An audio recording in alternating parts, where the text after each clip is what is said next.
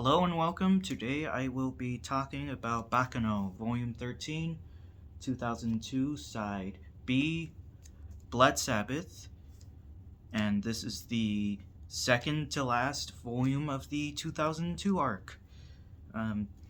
We get introduced to Lucchino Campanella, the current leader of the Mask Makers, and also the descendant of Monica Campanella and Huey LaForêt. He, of course, accompanied with Aging, one of his subordinates of the Mask Makers, who are on the exit, the sister ship of the entrance, and they are after the Immortals. The Immortals on the exit are Elmer, Sylvie, Niall, and Dunkuro, who are on the cruise assuming that Huey invited them.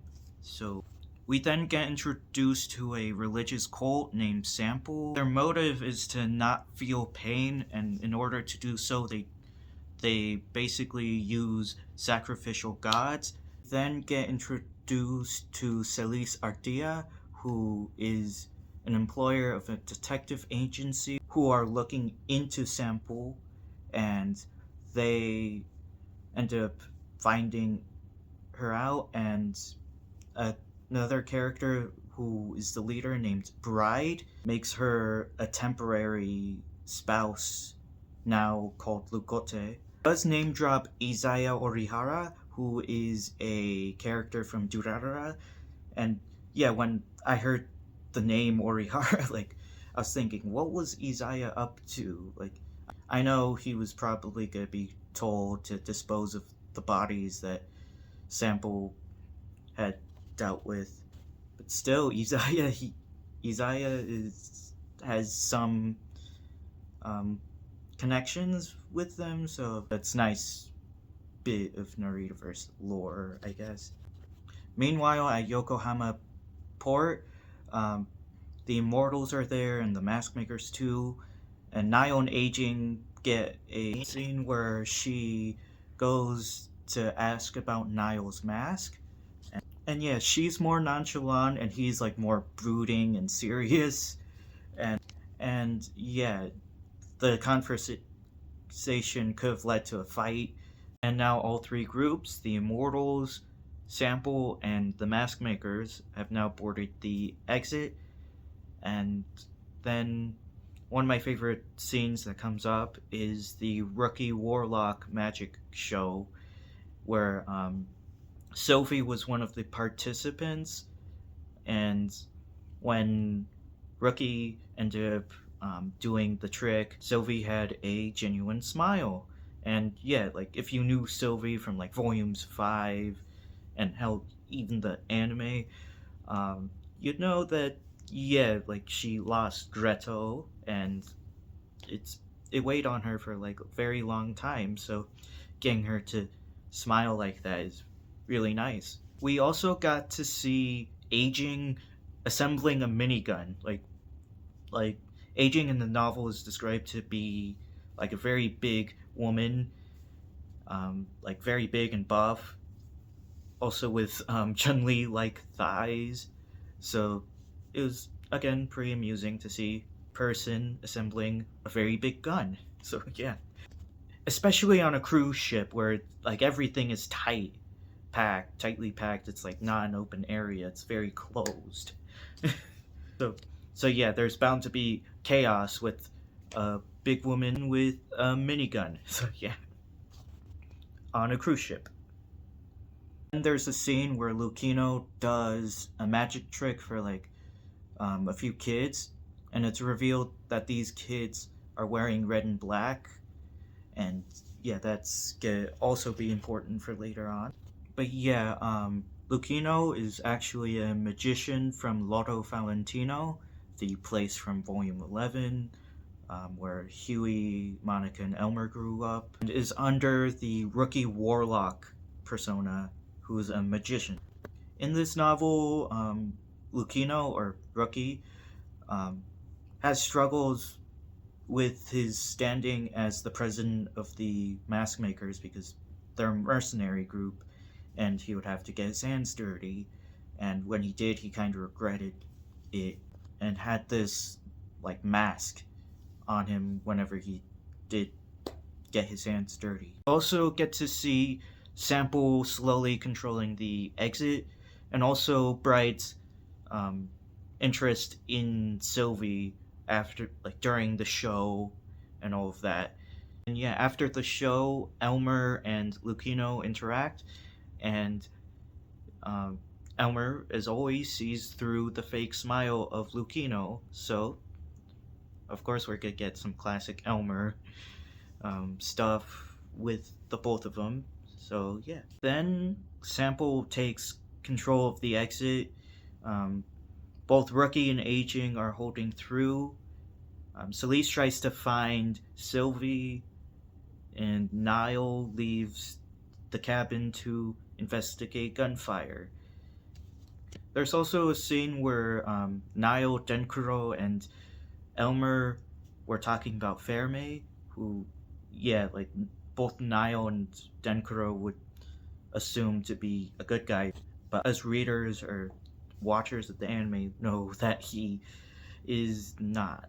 We recap to the events on the entrance, like in the end of volume 12, where like Angelo shoots Firo and they have that conversation, and it's also revealed that Illness was tortured by Sample. Get info on Carnia and Angelo's relationship, where Carnia was the boss's daughter, and now she is the boss of Angelo. So then we get the demolition expert, the guy who works with Angelo, who rigged the bombs on the entrance. Then we hop back to the exit, where we learn more about Sample's doctrine, with them not believing in God, and so they must make a god, which is their sacrificial god, and they infamously use children for these sacrificial gods, such as Illness and also Elmer. We also get confirmation that Sample is after Czesław Mayer, who is on the entrance with Viralesk. Meanwhile, Rookie and Aging are the only mask makers left. Some of the Sample followers took a drug that made them zombie-like, and they didn't react to pain, which is one of Sample's goals. Then we get the scene where Aging grabs Rookie and they they escape from the zombies, launching off out of the ship and into the cabin. The demolition expert is now one of the people the mask makers are after.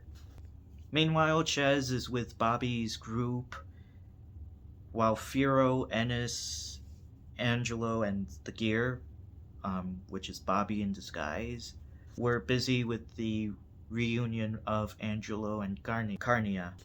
Ches encounters a guy with tactical gear who is later known as Life, who's part of the mask makers, and Life scares away Bobby's group, all while the exit plans to crash on the entrance. After the conversation with Illness and Life, we see Illness act more monotone, unlike what has been described of her throughout the novel and of other characters, and she's tasked to go after Angelo while the other mask makers on the entrance go meet up with Lucino. We then hop back to Sharon, who is currently looking for Claudia, and during the events of the gunfight on the entrance. While it went on, the director, who's part of the movie that Sharon and Claudia are working on, ordered the staff to keep on filming even during this chaos. And I liked the fact that Claudia calls him out, but she liked the proposition, especially if no one gets hurt. So yeah. Another funny moment I liked was also when Ches arrives to the theater and Claudia calls him out for always running away every time he sees her. And I also liked when Claudia gets Ches to help while Ches is in despair because of of her resemblance to Claire, and yeah, like that was like still three, like still like poor Ches. Like first it was Fairmain, then it was Claire, but in 1931 I don't know, like he was planning to harm the people on the Flying Pussyfoot, but at the same time you don't threaten the livelihood of a train without consequence. So yeah, Claire gave Ches generational trauma. We then go back to the exit where the ships collide earlier than expected. But yeah, on the entrance, it was described to be a shelter, but on the exit, it was a battlefield where Niall, with a meat cleaver, went to fight the drugged out sample followers, and yeah, I'm slowly liking his catchphrase. Let me just say this, like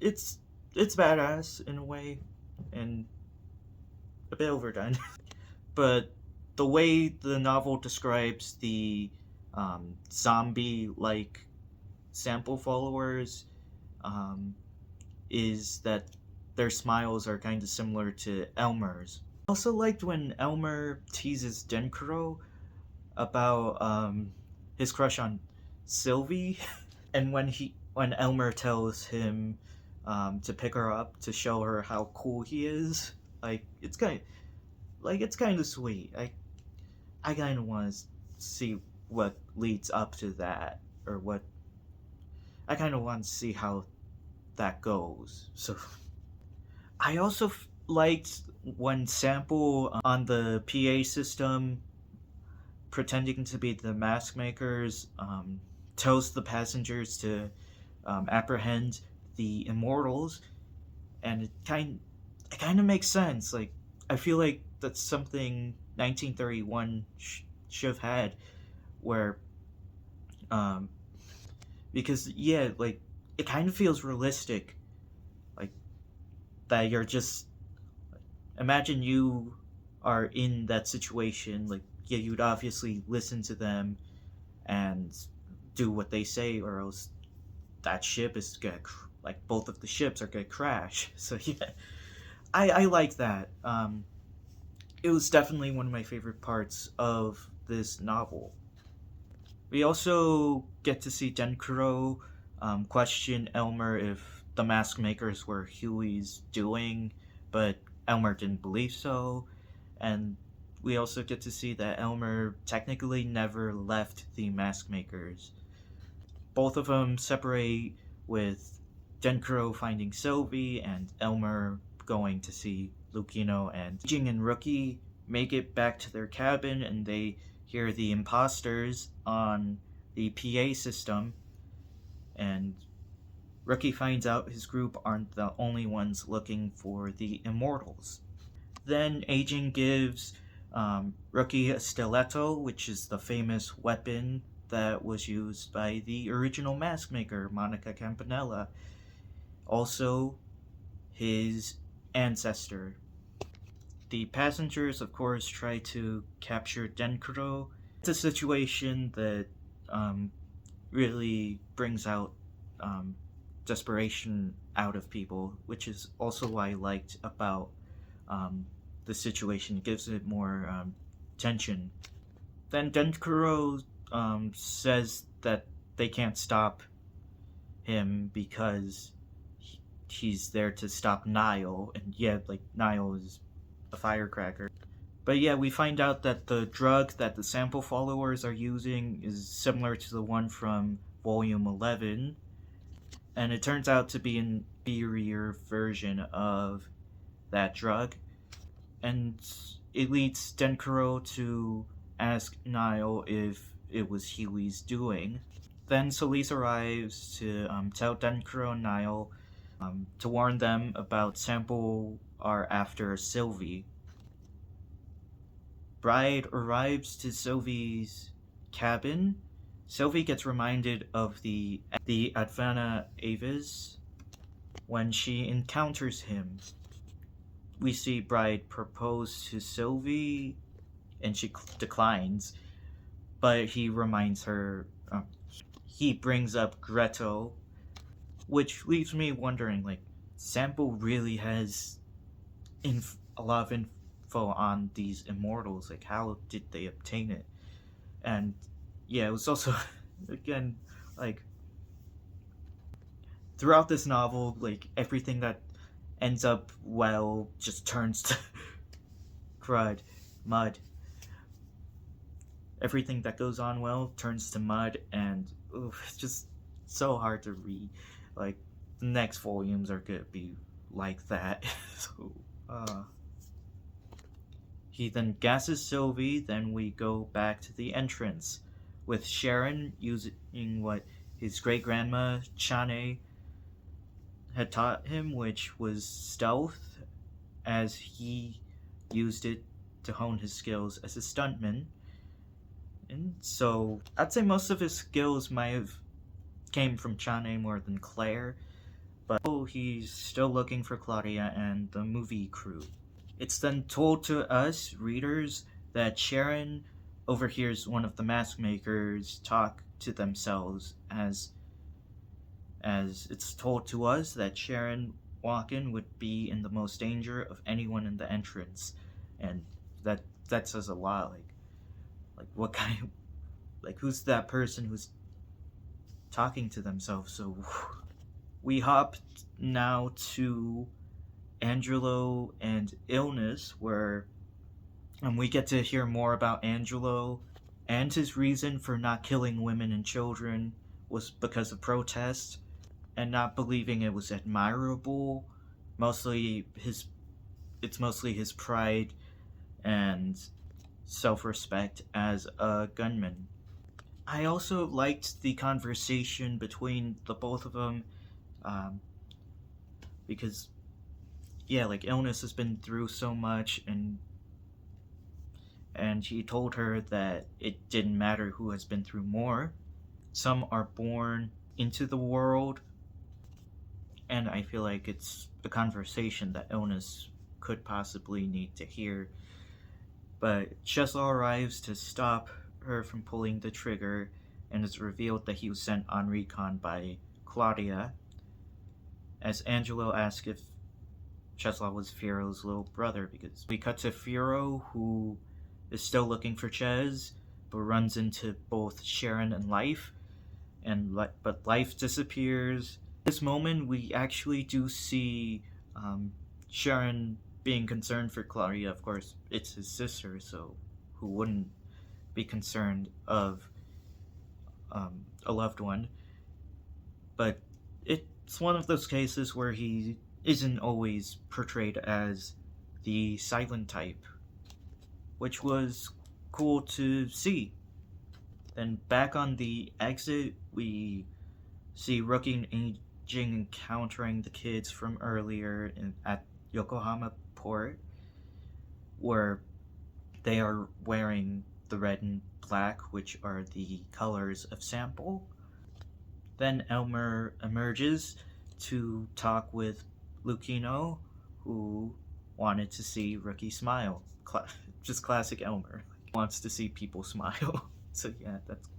And also stating that he technically never left the Mask Makers, so Lucino is Elmer's boss. We then cut back to Sylvie, who questions Bride about who told him about Gretel and if it was Huey, but Bride is clueless and doesn't know who Huey is, meaning that like Huey might not be behind this. It could be anyone. The entrance comes in closer, and the both ships then collide. Then out of nowhere, a shark comes in flying towards the exit. I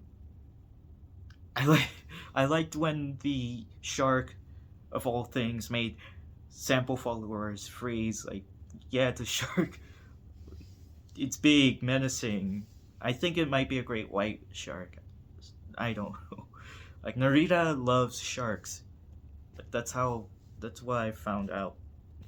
This is how I find out Narita likes sharks. Then Firo and Angelo arrive to the exit and fight with the red and black group. We get a tease of Niall stating that he's looking forward to fighting Aging after the alliance, an off-screen alliance between both Elmer and the Mask Makers, as they form a truce and chimes, and then Elmer and Bride interact, and he remembers what happened 300 years ago when Elmer was the sacrificial god. The shark animatronic from Volume 12 um, spews out gas, suffocating the drugged followers. We also get Firo choosing to play decoy to impress Ennis, which I find kind of adorable. Like Rookie and Bride confronted by one another, in which he didn't hesitate to kill him. But Rookie gets stopped, then it's revealed it was a trick that he pulled on Bride, which was those magic strings attached to the knife, which flung Bride off the ship right to the entrance edge like a pendulum. To me, it shows how if Bride was afraid of getting stabbed, it could have saved him, rather than Sample's doctrine about not wanting to feel pain. It kind of is like a bite in the ass situation where, or like shooting yourself in the foot, and that's what I like. That's what I liked about this scene. My favorite quote of the book was when Celise tells Bride that, listen, people get hurt and suffer pain, and if that pain makes them stronger, you want to know why I have it together right now. It's because of you and your little followers. Like, it's a basic F you to Bride, who has done a lot of heinous stuff towards Celise, and same thing goes with Sample. Shown that Bride got his arms severed by a shark, and Sample starts to retreat. Then we go back to Illness, who gets reminded of the boys who tried to rescue her, and when she sees Bobby and his group. A Sample follower that was described to be like a gorilla, then found Ches and Illness, calling them sacrificial gods. He aimed to shoot Claudia as Illness shields her, and Ches shields both her and Claudia. I also like the scene where Bobby remembers what Claudia said to him and is determined to step in to stop the gorilla-faced man until Sharon arrives to hit the guy's hand and Illness shoots him with a submachine gun. To me, like, that moment with Bobby was one of the moments I was reminded of Jacuzzi, and I feel like I kind of want to see Bobby maybe have a few of Jacuzzi's traits in the next arc. Then Illness has a moment with Claudia as Illness questions her and why she was so nice to her. Then Claudia states that it's not that the world accepts me, I'm the one who accepts the world. And I feel like that's kind of the opposite of Claire. Like, she has similarities to Claire, but I feel like both of those characters kind of differ from one another, and I'd be interested to see where Claudia goes in the next arc. But yeah, Ches notices the Sample follower, the gorilla-faced man, didn't leave any blood and disappeared, which likely implies that he could be immortal, or obviously incomplete immortal if you know what happens later on in the series. But yeah, Rookie and Angelo detains Life, who turned out to be the demolition guy. And we find out that Sharon was the one who um, disarmed those bombs that the demolition guy put in there in the entrance. Then Firo and Ennis get a cute moment when after the reckless battle he had with sample followers. Then Life escapes and comments on how Rookie's mask is thick but fragile, which uh, we did see that throughout the novel, where like Rookie kind of struggled with trying to be the leader of a mercenary group while feeling uneasy to get his hands dirty.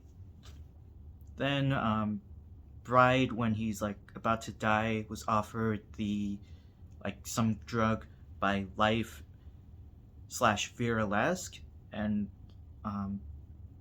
it's revealed that they're both the same person. And but Bride refuses, which leads to his death.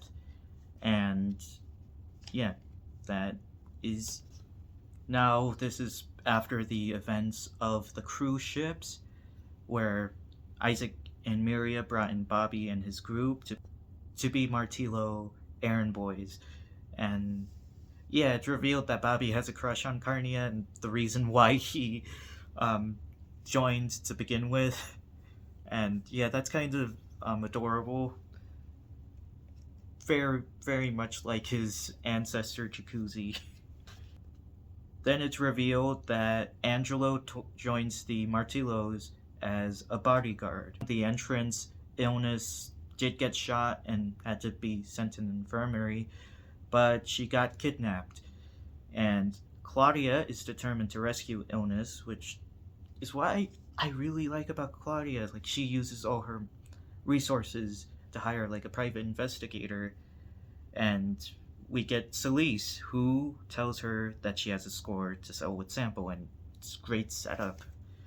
Then we get to see Viralesque greeting Illness, who's now the new bride for Sample, and will not be tortured anymore. But it ends with Viralesque revealing Cheslaw to be a sacrificial god. This part of the novel is like the most shocking part, and I love the build up. So this part is just let's just get into it. We see that Lucchino actually wanted revenge for Huey killing Monica, and that's the reason why he was after the Immortals. Firo, Ennis, and Ches arrive to Kyoto, Japan. We get to see the photographer from Volume 1. Fun fact, that photographer is actually a next-door neighbor to Mikado Ryugamine, a character from Durarara. But yeah, Cheslaw doesn't believe Firo when he states that he doesn't want to be like LeBro, and Cheslaw knows LeBro. Victor Talbot also interrogates the Immortals from the exit, as Denkuro reveals to Victor that he was on ice, but someone put him there on purpose. Elmer told Lucchino that LeBro was the one to have truly killed Monica, not Huey. Then Cheslaw heads back to the hotel, still not believing Firo mentions that Sillard ate an immortal who ate LeBro. Fairmay is to be revealed to be the one who trapped Denkuro in ice, and it's revealed that Fairmay is alive, and he was the demolition expert, he was Life, he was Viralesque, and he was the copycat. And he torments Ches again. He just and he keeps taunting him, and it just leaves Ches shook. Then we move on to Huey and the gorilla faced man from Sample, and it's revealed that Ferme was the one who gave the gorilla faced man the incomplete elixir. So, yeah, that's one of the most shocking endings. Like it, like earlier, like this was set up all throughout the series, like, and it's a cliffhanger. It's one of the most shocking, again, one of the most shocking endings in the series, and yeah. Now, my favorite characters were Angelo, Lucino, Aging, then Bride. He was a good villain. Um, then Fairmay, Illness, and then yeah, poor Ches. Ches couldn't take a break. Narita, you really wanted to torment this immortal little kid. Like, I feel bad for Ches. Like, I want Fermi. I don't like Fermi. I hate him. He's my most hated character, other than someone from like a later novel. But and of course, there's also the immortals on both the entrance and exit, and yeah, that was the novel. But yeah, uh, now onto stuff that I really kind of don't really like about this arc would be Bobby. I feel like I kind of don't like him all that much. I see little bits of Jacuzzi, and I don't know. I just don't find him that interesting compared to Jacuzzi. Like things kind of ended abruptly. Like there wasn't really like kind of rushed through these events, and you could tell that it definitely needed the sightsee novel, and yeah, Narita was supposed to make a sightsee novel for this arc, and it only ended up being a two-part at the end. The sightsee was supposed to have Niall and Aging fight, as well as like a few new characters, and also having 200 pages. I hope Narita either does a Gaiden novel like volumes 14, 16, and 20, or include all of that stuff in 2003. But yeah, this novel sets up 2003, and it sucks that it has a cliffhanger because like currently right now the novels are on hiatus, and they haven't ended 1935 yet. This has been my thoughts on Baccano Volume 13, 2002 Side B, Blood Sabbath. Thanks for watching, and goodbye.